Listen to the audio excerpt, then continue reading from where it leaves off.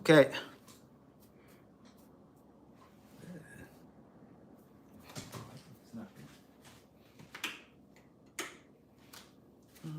More lighting. More lighting. Better. All right.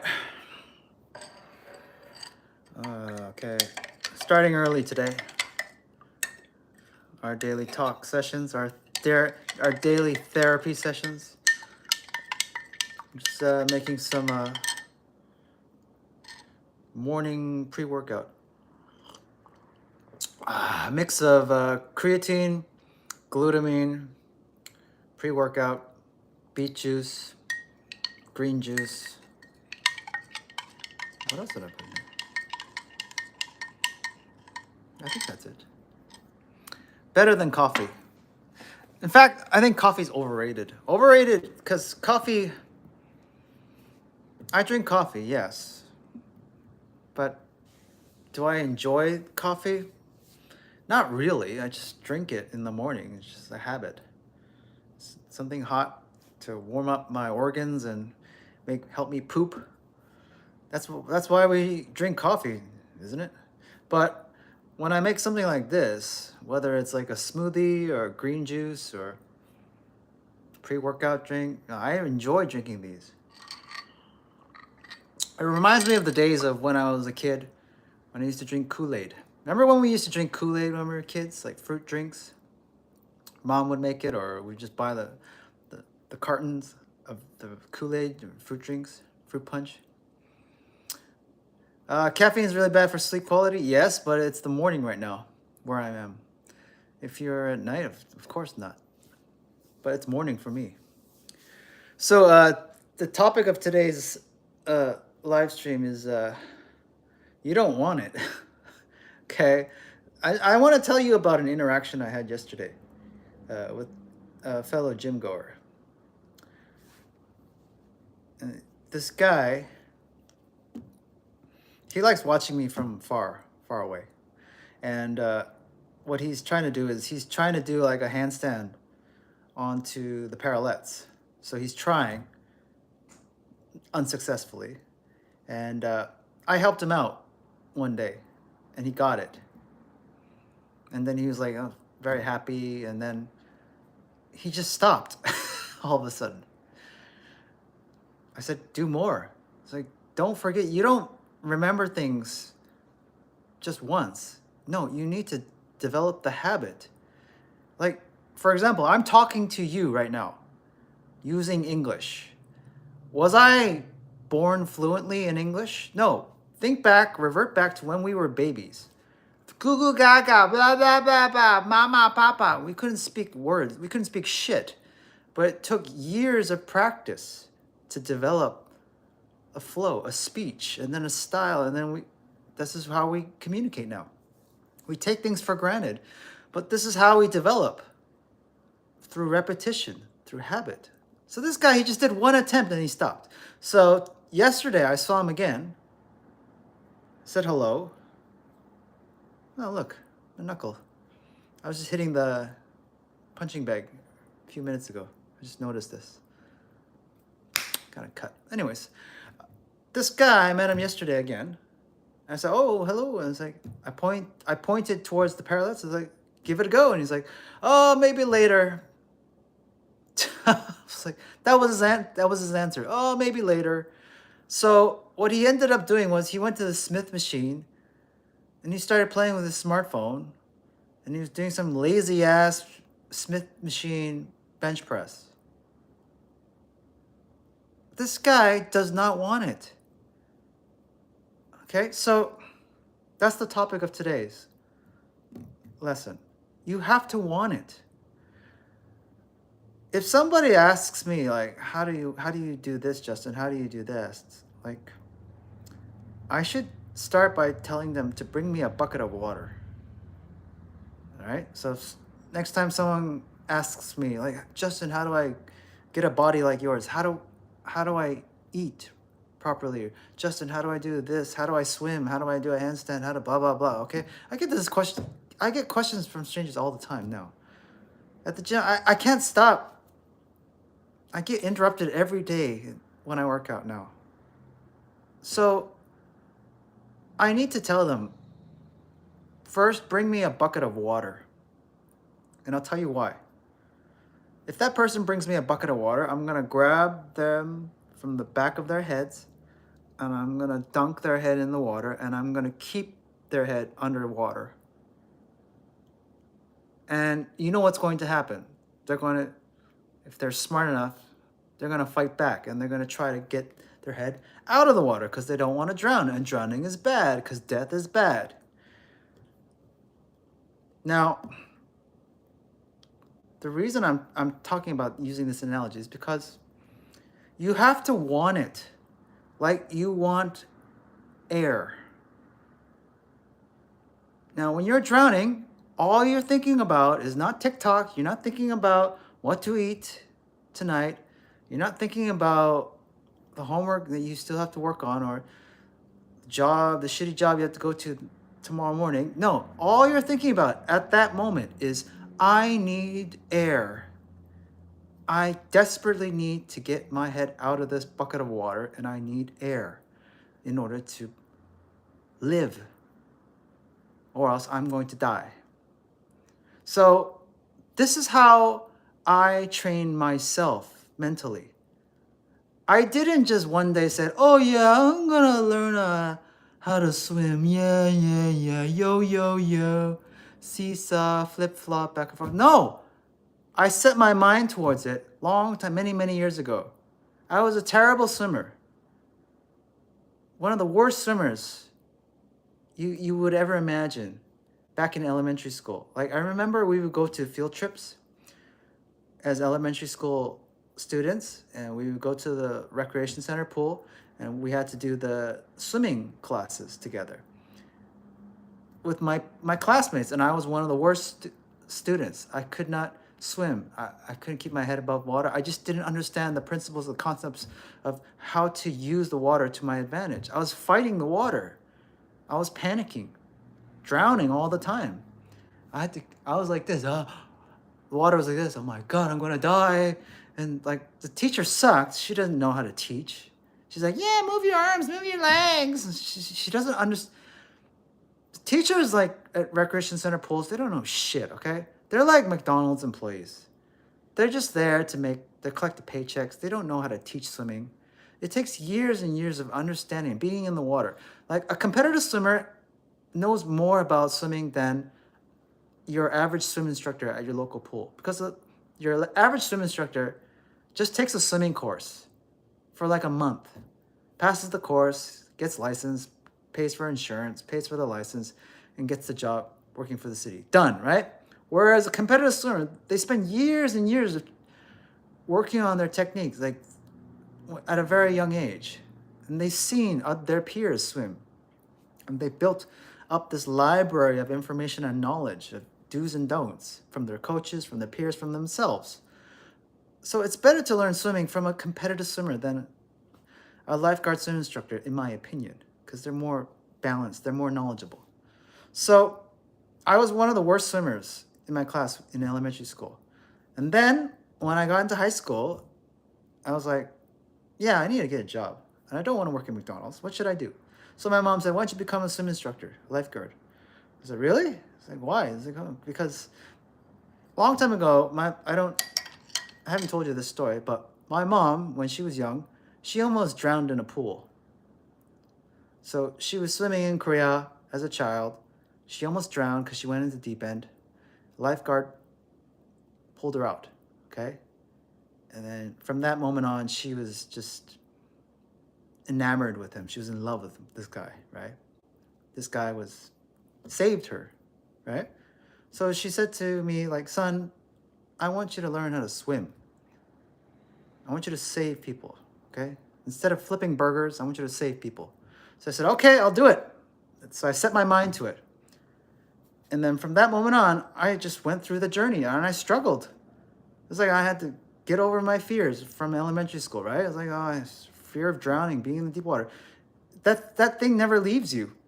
You know, you're mentally older, you're physically older, but your mind is just still trapped at that. Okay, remember when you drowned many, many years ago? And you know what? My adult students have the same fear. Like, they're like 40s, 50s, but they remember back to their childhood when they almost drowned. And they've avoided the water ever since. And then they take a lesson like 20, 30, 40 years later. And it's just like back to square one, like just right where they left off. Like, they're scared. And we got to free their mind, get through it and explain. So that's what a good swim instructor does. Explain the concepts of water, how to use the water to your advantage, to your benefit. Anyways, so when I wanted to become a good swimmer, I thought of like, I need to become a really good swimmer so I could become a really good swim instructor and lifeguard. And I want it just like I want air. It's like my head is in the bucket, drowning, and I want to breathe. That's how badly I wanted it. And I fought for it. It was hard. It was a struggle. It took many years. But I did it. So I passed the lifeguard test. I thought I would never pass the lifeguard test. You know, you got to swim 20 laps with your peers. It's just like, it's a slaughter. Just, that test is worse than any exam. Swim 20 laps with your peers, nonstop, within like 15 minutes, I think. It's yeah, it's scary. It's nerve-wracking. But I did it. I passed the first round. Why? Because I put in the hours, right? In the evenings, I would swim and practice by myself, alone, all right? Because I wanted it badly. And now, my mindset is like, okay, I want to become incredibly strong and fast and smart and sexy and a positive influence to others. I want to help others. So how can I do that? Well, I can't be fat. I can't be lazy. I can't preach things that I don't believe in. I can't lie to you like a politician. I can never be a politician. So I fought for these things. Every day I train hard and I get injuries everywhere. Injuries everywhere. See, I got a cut right there this morning, hitting the heavy bag. You know, most people can't go through what I go through. They can't endure this kind of suffering, this kind of pain. But that's the difference between a winner and a loser. A loser finds excuses. Winners find a way. So I kept trying to find a way, right? It's like, okay, I'm injured. What can I do? Okay, ice packs, research. Okay, Epsom salt baths. Okay, foam rolling. Okay, mobility, stretching drills. I'm constantly trying to find a way. So I'm not giving up. And it's going to take me however long it takes me to get to this goal of mine. So I want it badly, just like I want air, because my head is in the bucket of water. This guy yesterday does not want to learn handstands. He doesn't want it. He's not passionate. He doesn't care. His belly is full. You know, it's like, what's the best way to sell food to customers? What's the best way? Is it your commercial? Is it your logo? Is it your menu? Is it your location? Is it your prices? Is it your staff? Is it your customer service? No. The most important thing you need to understand when it comes to selling food to customers, paying customers, is that they have to be hungry. Because when a customer is hungry, they will eat anything. Make them starve in the desert for 30 days. They will eat anything I make for them, and they will buy it gladly. Most people I see walking around the gym, their bellies are full. They don't want it. It's like, yeah, they're dressed up in their fucking booty shorts, their bright pink Pepto-Bismol pants, their stringer, those guys wearing those fucking gay stringer t-shirts, their broccoli hair, perms, And they're walking around their smartphones, but they don't want it. They're in the gym, but they don't want it. They're not. Look at the CCTV footage. The camera doesn't lie. Look, they're all on their phones. They're not sweating. They're not huffing and puffing. They don't want it. Now, I'm not telling you to like destroy your body every day at every session. No, you have to build up that tolerance. It fluctuates. I don't push myself 100%. Duh. But I get close to it. I'm always testing myself. If I'm injured, I'm going to take it easy on this. If I feel tired, I'm going to take it easy on that, right? So it's just like a car, right? You don't abuse your car every day, do you? Like you rev your car out of the parking lot and just thrust everything. No, the mechanic's going to be like, what are you doing to your car? You're ruining it. It's like you're stepping on the gas too hard. You have to ease into gradually being consistent up and down with your workout sessions. You don't have to be intense, but you need a little bit of sweat at least. You need a little huffing and puffing. That tells you like something's working. Like you need to feel that tingle in your muscles. Like yeah, that's your muscles thing. Okay, something's happening to me. I've got to change, or else this is not gonna work for me. I gotta get bigger. I gotta be denser. I gotta be faster. I have to be more flexible, or else this is gonna be bad. Danger, death, right?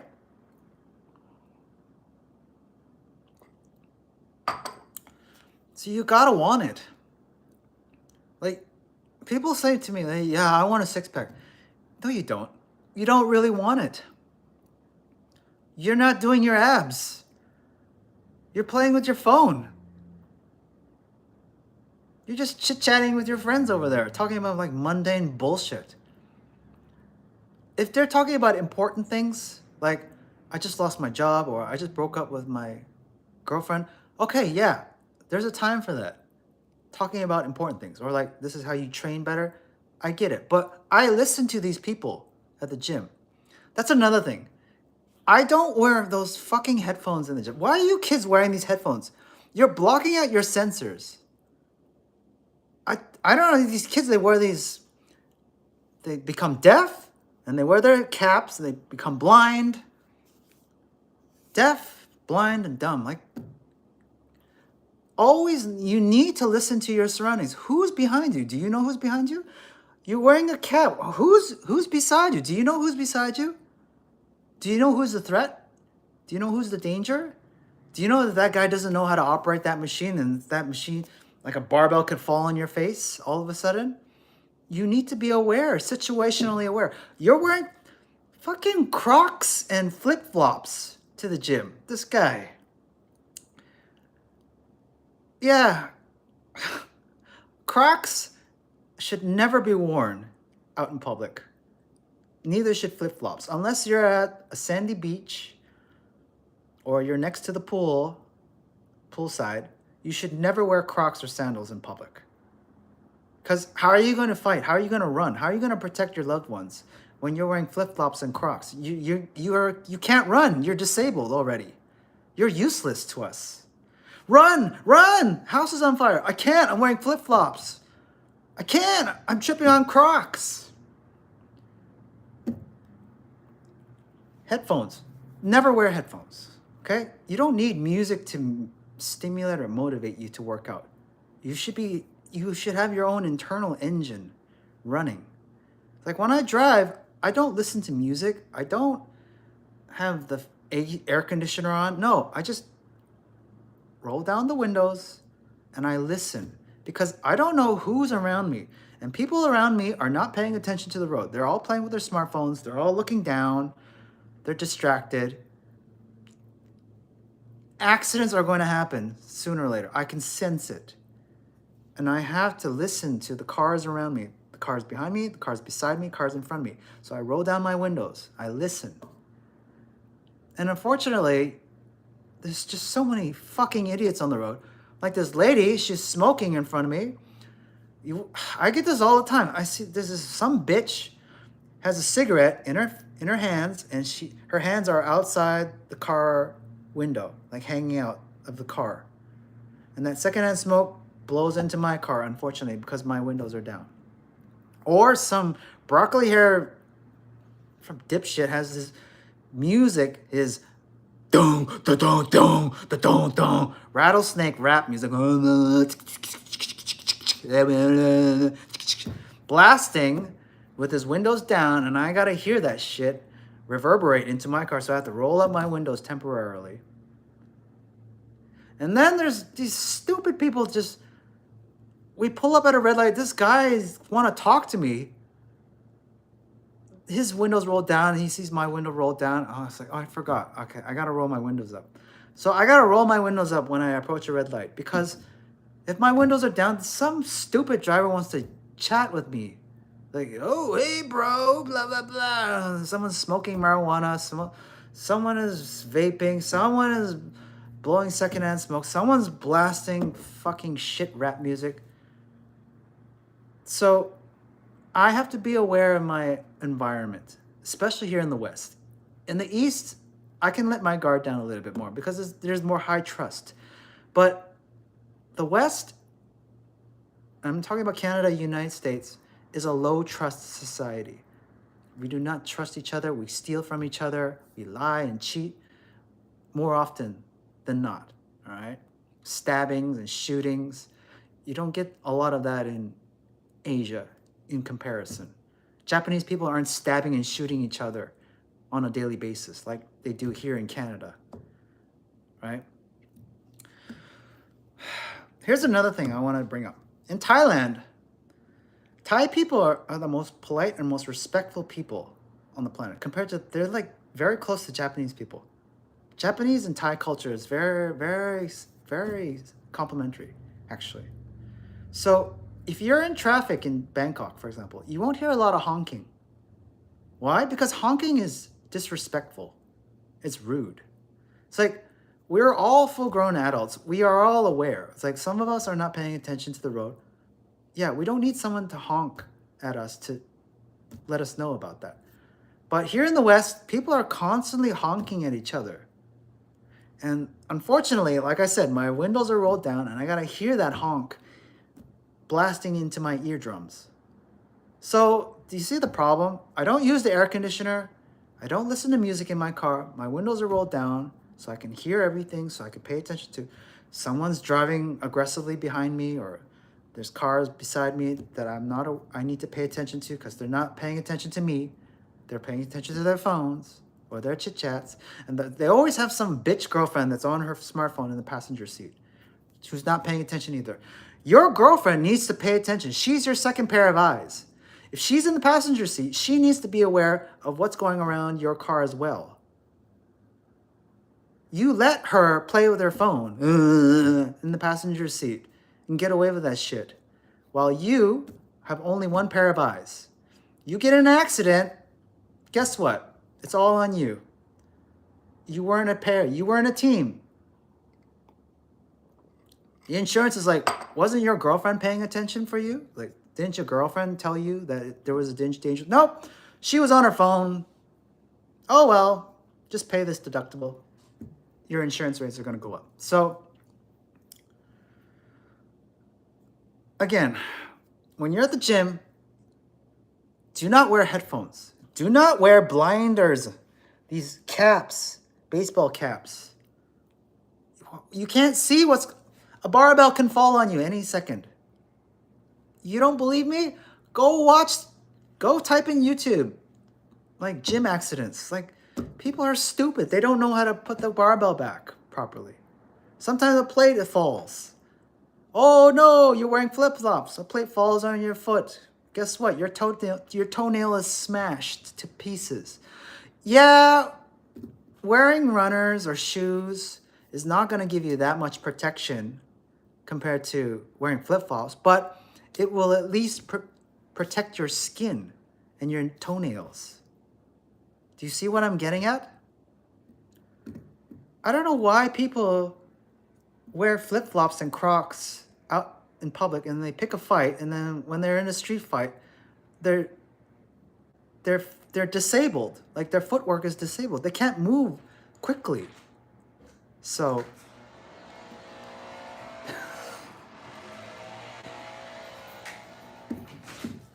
this is what I have to say.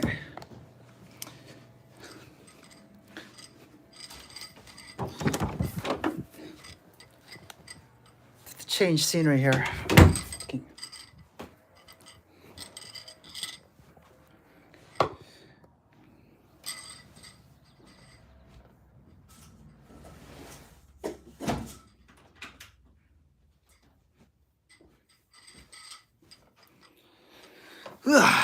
So this topic that comes up. Hold on.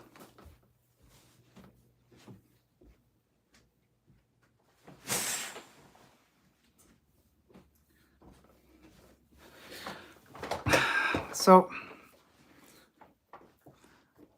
this guy yesterday pissed me off because he learned how to do handstands on parallettes from me. He got it once. But you don't learn anything by just doing it once. You need to do it several times, multiple. You got to do repetition, right? That's how you get good, practice. And he just, I pointed at the parallettes and said, go for it, go at it. And he didn't want it. He's not hungry, he's full. He doesn't want it. And most people who go to the gym, they don't want it. You show up to the gym. Showing up is not half the battle. I don't know who came up with that stupid fucking slogan. Showing up is half the battle. No, it's not. You show up to the battlefield, you could still die. You could still lose the battle.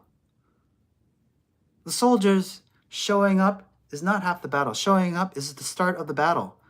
The start of the battle is when you put your effort in. Now, I'm not telling you to become CrossFitters, like fucking injure yourself and go 110%. No, but you need to want it. You have to want it like you want air. If you don't understand what I'm talking about, if this does not make sense to you, here's what I suggest. Grab a bucket of water, dunk your head, and then see how long it will take until you desperately need air. That's how bad you need it. It's like, people ask me, are you talented, Justin? Were you born this way? Like, no. I was born just like you guys, right? I didn't have any advantages. I didn't have money growing up. I just had my mind. I just kept my mind and my imagination intact since I was a child. Most of you adults have thrown away all of that creativity, that imagination. You've thrown it away for safety and security and just like conformity. So you just want to please everyone. You don't want to step on anyone's toes. You just want to blend in and become just another crab in the bucket. And that's what I see in the gym. They're all on their smartphones. They're all listening to their shit music on their headphones. They're all wearing these caps so they can't see anything. So I can fucking throw a punch at them and they won't see it coming. They're wearing flip-flops. They're all wearing like stringers and Pepto-Bismol booty shorts, and they think they're the shit, and they post that shit on Instagram and say, look at me, I'm working out. Those influencers I've seen, and I've met a lot of them, they are all fucking lazy. Behind the scenes, they just chat, chit-chat. They're not sweating. Like, oh, I gotta work at it. No, you did not. You just sat on your ass on the artificial grass, taking selfies for an hour, and you're inspiring people who want to get in shape like you.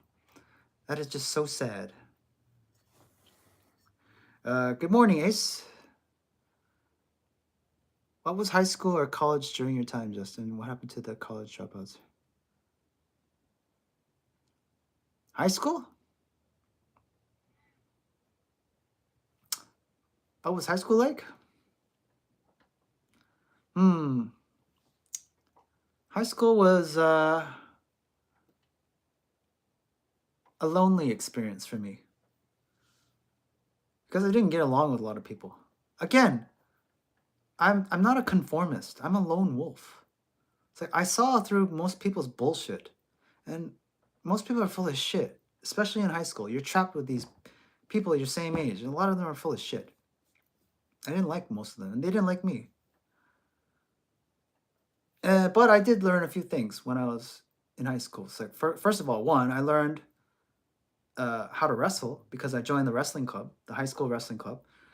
And then from the wrestling club, I learned how to lift weights because the coach, wrestling coach, is like, you guys need to get stronger and build muscle. Go to the weight room, okay? Start lifting weights. So, okay, coach. So that's where my weightlifting journey began. And before that, I joined the basketball team. But again, I wasn't really interested in team sports.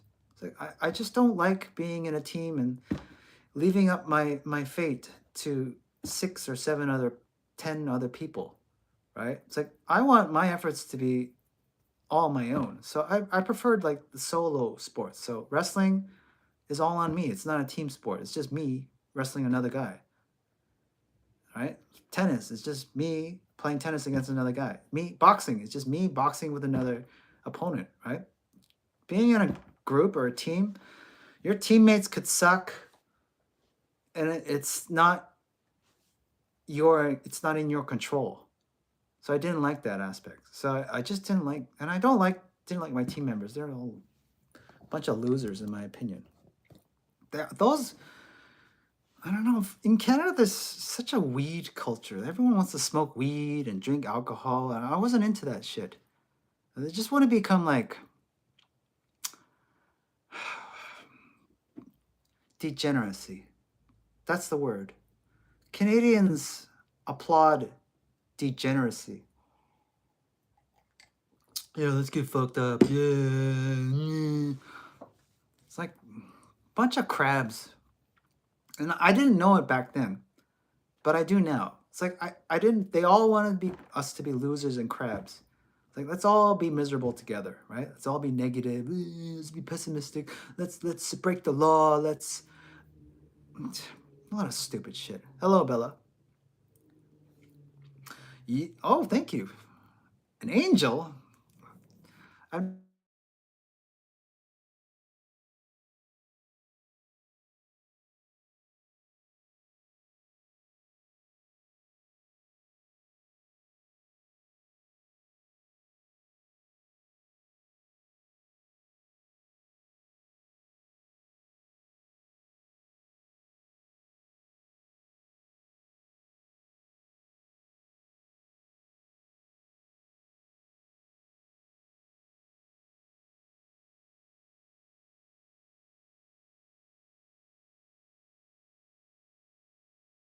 no, I'm not. This is natural. This is like old man strength. This is just years of just hard work and training. There's no steroids. There's no steroids in here, okay? People keep asking me this, what gear are you on? No. They think I have roid rage. I'm like, no. I'm just a boxer. Boxer like Canelo is when he throws punches. Does he have roid rage? No, he's just a boxer. You need to put emotion in. Like Bruce Lee said, we need emotional content, right? So you don't just throw a kick because it's logical. You throw a kick because I'm gonna do it, man. You better kill me, baby, because I'm going to do it. And when I kick a hole right through you. So you better kill me, baby. It's like that's as fighters, you can't be just unemotional. You need to express yourself honestly, right? Like you're not going to do any of that shit with me. And here's why. And I throw a punch and it's done. End of discussion. So, what is the purpose of that small blue tape on the back of your shirt? Can you hear me? Test, test, test, test, test, test, test. Testing. Can you hear me? Somebody was calling me. What is the purpose of the blue tape on the back of my shirt?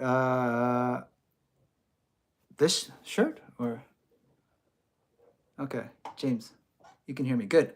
Uh, my white shirt has a hole in it, so instead of like throwing it away, I just put athletic tape on it. So I just grabbed some athletic tape and put some tape on it on the hole because it's a dry fit t-shirt, so you can't stitch it up really. You could, but I don't want to pay for stitching, like sewing and all that. So I just put some tape. Just that's my MacGyver move, okay? Just tape the hole. So in high school, yeah, I learned how to be a better lone wolf and pick up a few new things like wrestling and weightlifting and baseball. My friend got me into baseball. Baseball, taekwondo. What else did I do? I did boxing too. The great thing about baseball, excuse me, the great thing about baseball in terms of fighting is that baseball teaches you how to throw. Okay? We always say like you have to throw a punch. You don't thrust a punch, you don't push a punch, you throw a punch. Okay? So baseball teaches you how to throw a baseball just like you throw a fist at somebody. That's what it is. You're throwing a baseball, you're throwing a punch, you're throwing a fist, you're throwing these two knuckles at somebody. And that was great. Okay? I got those reps in, right? The torque we all need. So that's great. So I learned a lot as a lone wolf in high school, is what I can say. In university, it was the same thing. I learned more lone wolf stuff. It's like I found in my university a hip hop crew. So the hip hop crew consisted of poppers, like popping and lockings, poppers, and breakers, b-boys, or what you would call break dancers. So I met those guys, and those guys introduced me to other b-boys, underground b-boys, who are like from Taiwan. And you probably know this crew in Vancouver called NON. NON is the crew that Phil Wizard is from. B-boy Phil Wizard is the current Olympic gold breakdancing champion. It's a weird title, but he's the breakdancer that won the gold medal from the France Olympics like a year ago. He is from Vancouver, Phil Wizard. And Phil Wizard is like the second generation of NON. So I was part of the first generation of NON, so Now or Never crew. So the Now or Never crew, we consisted of like Taiwanese, Chinese, Korean b-boys, right? And we would practice late at night because we had access to a dance studio out in Richmond. So we would practice from like 9 p.m. until like 1 a.m. Like when we all got off our shifts, right, from work, go to the dance studio, no interruptions, no traffic. It's just us practicing. And that's why I started learning how to break, learning how to move my body, how to hold a handstand and all that. That's where it started. So I didn't start calisthenics. I started way earlier from breakdancing or b-boying. And then from b-boy, I got into gymnastics. And then from gymnastics, I got into calisthenics. So do you see where it goes? Like, it all flows. But it's just all styles. I don't believe in styles. A handstand is just a handstand. You don't need to categorize it as a calisthenics or a gymnastics move or a breakdancing move.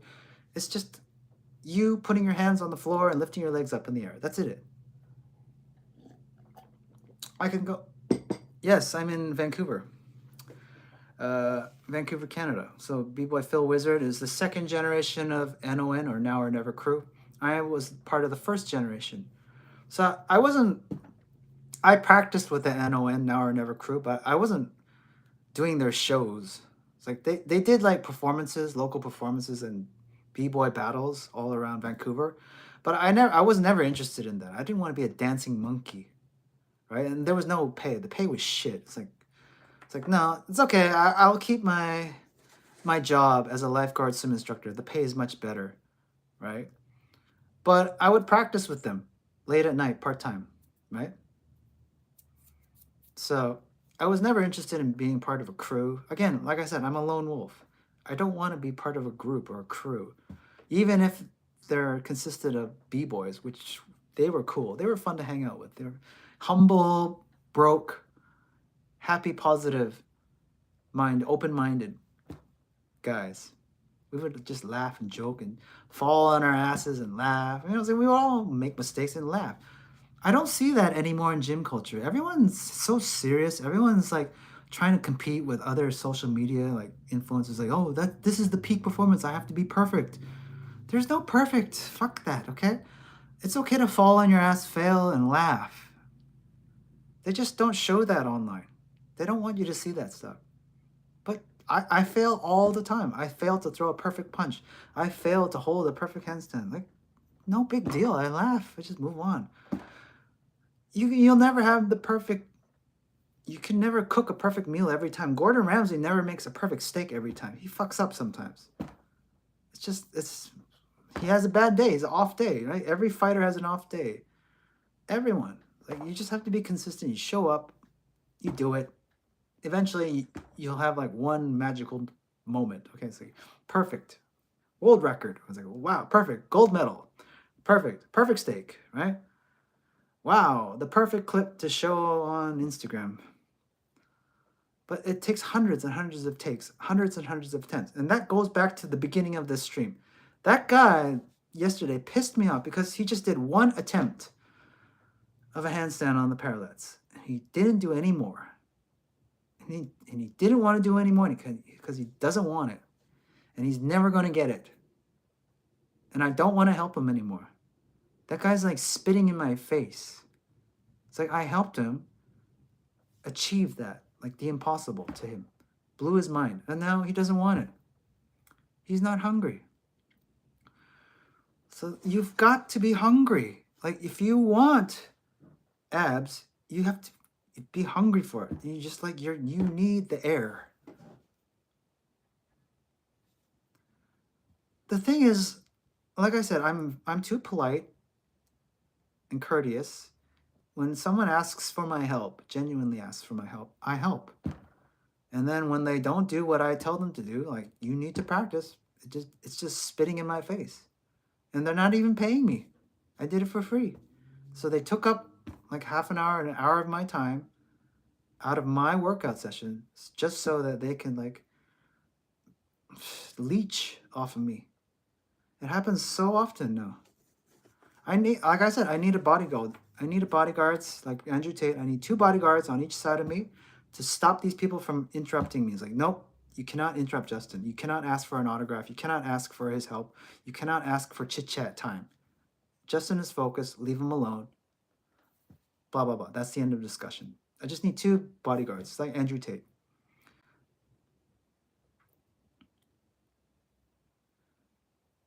Oh, which part of Southeast Asia are you in right now? Vietnam, Thailand, Malaysia, Indonesia? I would never buy one of those condos, by the way. Never. Not based on their country's laws, especially in Thailand. Here's the thing. Okay? If you really want to be, you need to give more than you take. Okay? That's the sign of a high value person. You need to give more than you take. Like Keanu Reeves, he gives it his all. Tom Cruise, he gives it his all in his movies. You can see it on the screen. You can see it how he interacts with his fans. You know, like thousands and thousands of selfies that requests that Keanu Reeves gets a day. And Keanu Reeves doesn't turn them down. He gives these complete strangers his time. You remember, like, 10, 20 years ago, before there were smartphones, people would come up to celebrities and say, "Can I get your autograph?" Right? So I remember like watching this clip of like Keith Richards from the Rolling Stones. He was at like an airport, right? And the guy came up to him and said, "Oh, can I get your autograph?" Right? And the guy was holding a guitar. So Keith Richards signed that guy's guitar. And guess what that guy did? He sold that guitar on eBay for thousands of dollars. Leeches, right? They're for their own selfish intent. But does Keith Richards care?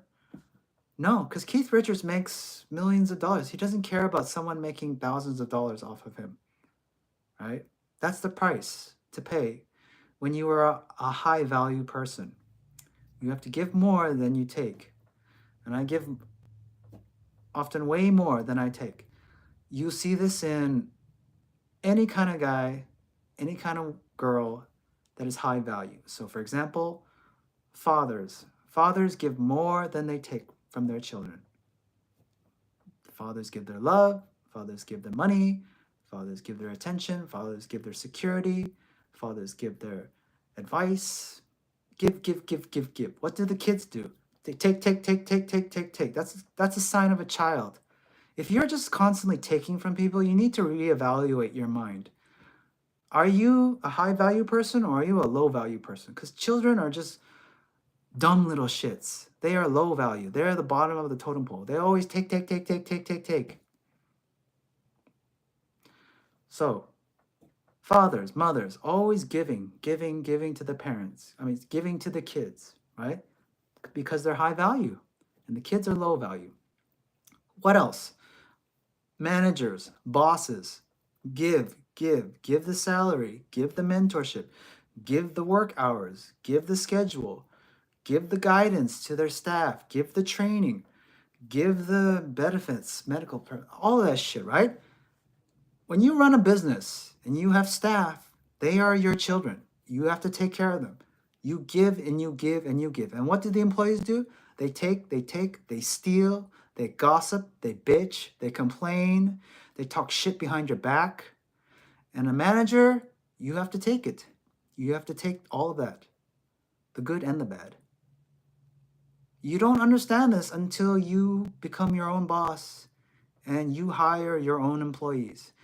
I don't know how many of you are in this situation. Most of you, I bet, are in the reverse. You guys are the employees and you guys have some sort of manager or boss that you have to report to or look up to, right? And you're probably complaining about him or her. He's stiffing me, he's not giving me enough hours, or I hate this company sucks, I don't like my boss is always blah, blah, blah, blah, blah, abusive. I get it. I've been on both sides, right? If I'm a boss, I'm good to my employees. My mom and my dad, when I was a kid, they ran a grocery store. Together, they ran a grocery store. Their employees, they hired employees to help with stocking the vegetables and the fruits. And guess what happened? My mom told me that she would discover that a lot of her employees were stealing from them. Like they would steal boxes full of the freshest or the best fruits and the vegetables and produce. She would catch them red-handed, stealing. And the employees thought nothing of it. It's like I'm getting paid minimum wage, so I deserve this. I deserve to steal from you. That's their mindset.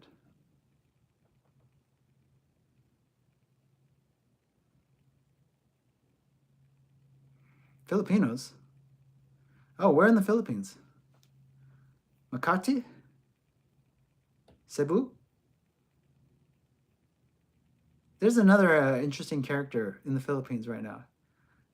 You probably heard of him. David Bond. I met the guy in Thailand. He's an interesting guy. David Bond is in the Philippines. He's got a girlfriend who's pregnant. He's gonna have a kid. How are the Filipinos in your area? I don't know. I haven't met a lot of them, but I grew up with a lot of them because I went to a Catholic elementary school. So this Catholic elementary school that I went to was like, it was like 80% Filipinos because they're Catholic. And those kids were mean to me. They bullied me. They talked shit and all that because I was small, I was geeky, and I was a lone wolf. So I didn't think too fondly of Filipinos when I was growing up. And then now I'm like, okay, Filipinos are cool. It's like Filipino martial arts, Manny Pacquiao. Some cool things about Filipino culture I like. Some I don't. Right? So one thing I like about Filipino culture is they're always hospitable. They're always nice. Like you work, if you hire Filipinos, they'll always work hard for you. Whether they're a virtual assistant or they're a housekeeper. Housekeeping. Thank you, sir.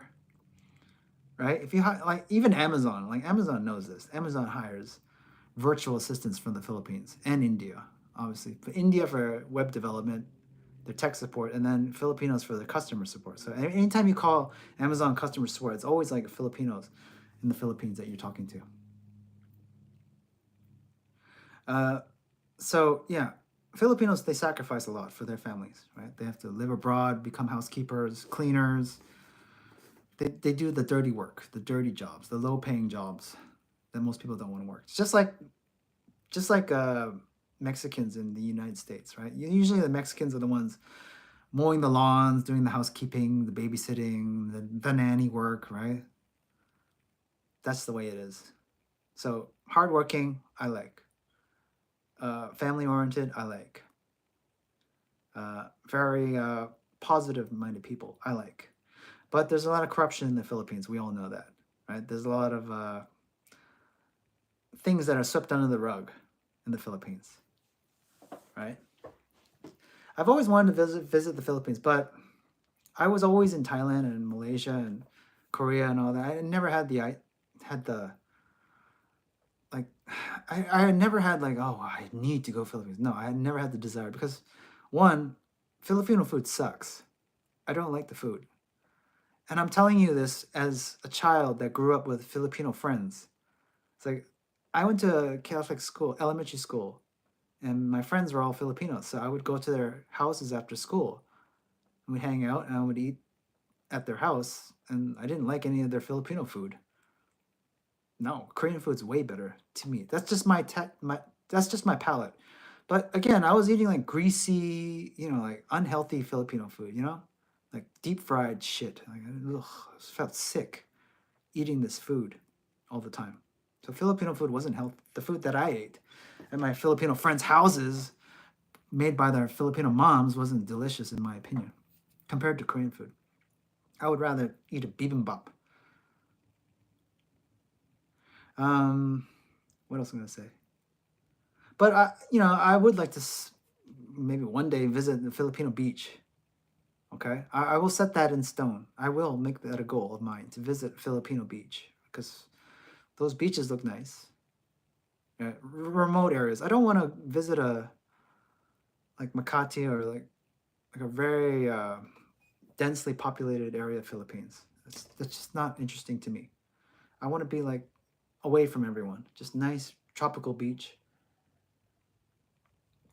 And just chill in the water and sand and cook some healthy Filipino food.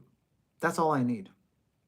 Other than that, I don't know. I don't shop. I don't need to visit tourist attractions in the Philippines. No, nothing. And the Filipino girls, yeah, I've met Filipino girls here and dated some. They're okay. They're okay. So yeah, that's my thoughts.